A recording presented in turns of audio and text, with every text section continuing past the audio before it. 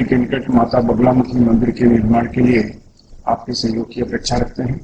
अगर आप सहयोग करना चाहते हैं तो पेटीएम, बैंक ट्रांसफर या यूपीआई से दान कर सकते हैं और ये दान इनकम टैक्स में आयकर धारा 80G के अंतर्गत टैक्स में छूट का लाभ ले सकते हैं। इसके बारे में अधिक जानकारी नीचे डिस्क्रिप्शन में दी गई है। मुंबई के निकट वज्रेश्वरी में 2 दिन का 64 योगिनी साधना शिविर का आयोजन होने जा रहा है। इसमें 1.25 लाख से 5 लाख मंत्र का अनुष्ठान होने जा रहा है। अगर आप शत्रु, कर्ज, बीमारी, तंत्र बाधा से परेशान हैं तो सुरक्षा के लिए ये साधना बहुत ही जरूरी मानी जाती है।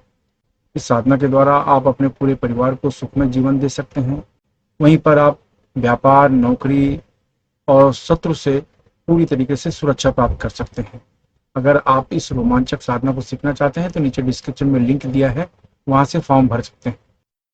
नमस्कार, दिव्य योगासन की तरफ से आपका हार्दिक स्वागत है। जीवन में ऐसी बहुत सी बातें होती हैं कि मनुष्य को पता होता है कि ये अच्छी बात है, ये बुरी बात है, फिर भी मनुष्य का स्वभाव है कि उसे छोड़ नहीं पाता, वो उसका त्याग नहीं कर पाता। अगर आपको अपने जीवन में ये पता भी है कि ये चीज बुरी है, फिर भी आप उसका त्याग नहीं कर पाते, तो ऐसा क्यों होता है? हम ऐसा क्यों करते हैं? कहने का अर्थ है, एक कहानी है। एक साधु एक गांव से गुजर रहा था, तो उसने देखा कि एक टूटी फूटी झोपड़ी, वहां पर एक बोर्ड लगा था कि मैं पाप बेचती हूं, मैं पाप बेचती हूं, ऐसा करके बोर्ड लगा था। तो एक आश्चर्य हुआ उस साधु को कि ये क्या बात हो गई। वो नजदीक गया, झोपड़ी के पास गया, तो उसने देखा कि एक बुढ़िया मटके में कुछ रख कर कुछ चीजें बेच रही है और खुद कह रही है कि पाप खरीदो, पाप खरीदो। बोर्ड में लिखा भी है कि मैं पाप बेचती हूं। उस साधु का आश्चर्य और बढ़ गया। उस बुढ़िया के पास पहुंचा और उसने कहा कि आप ये क्या कर रही हैं? लोग तो पाप से बचना चाहते हैं और आप तो पाप बेच रही हैं। ऐसा क्या है इस मटके के अंदर? उसने कहा, इस मटके के अंदर पाप है जो मैं बेच रही हूं। साधु ने पूछा, बताइए क्या पाप है इसके अंदर? तो उस बुढ़िया ने कहा कि इसके अंदर 8 पाप हैं जिसे लोग शौक से खरीदते हैं। तब साधु ने कहा कि आप बताइए तो कौन से पाप हैं, मैं भी तो जानूं कि लोग इसे शौक से क्यों खरीदते हैं। तो उसने कहा कि इस मटके के अंदर क्रोध है,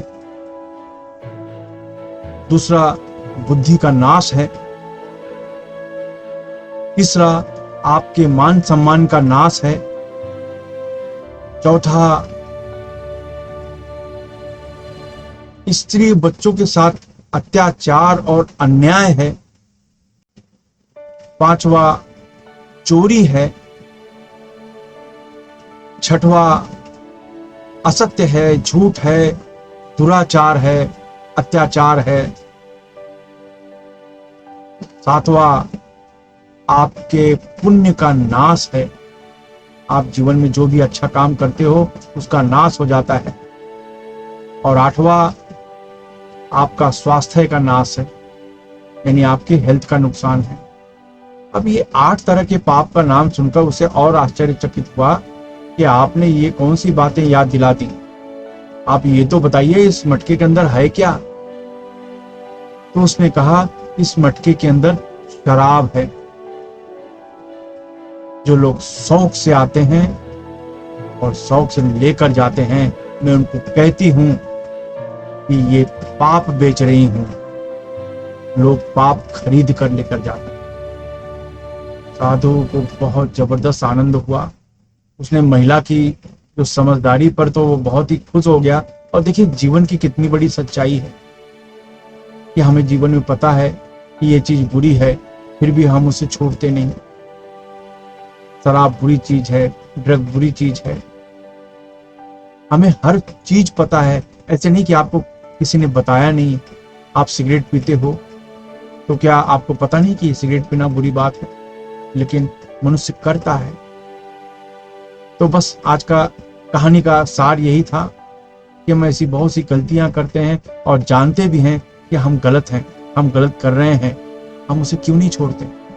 हम क्यों नहीं छोड़ते? उसकी जगह पर अच्छी आदतों को क्यों नहीं लगाते? आशा है ये कहानी आपको कुछ सिखाएगी। धन्यवाद।